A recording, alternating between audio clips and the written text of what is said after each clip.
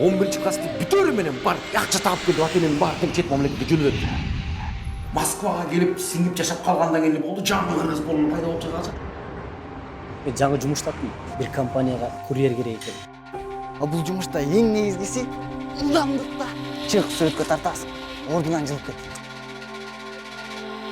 Выйдите из машины. Вы подозреваетесь в хранении наркотических веществ. Москвага жумуш издеп келген жап-жаш кыз-жигиттер Тюрьма. Понял? Турма? темир тор артына кетип жатканын көрүп, кайдыгер карап отура алган жокпуз. Аяқтағын айтпай, регистрация маселесін шешелчи. Biz emне? Шайлоого эле керекпиз бе? Бул көйгөй жалпыбыздыкы, баарыбыздыкы. Ты хоть понимаешь, кому он на хвост хочет наступить?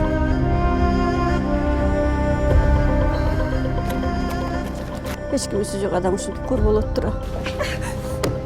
Эмне, кийин Москвада жок болуп кетем деп ойладың эле? Кыргыз бекен? Ооба, кыргыз. По нашим понятиям, мой брат перешел все границы. С какого перепуга мой брат должен пострадать от ваших понтов? Мени бул жерден канча адамдар чектеп атат. Айылга барсам жашоо жок мага. С отбыванием наказаний в исправительной колонии строгого режима.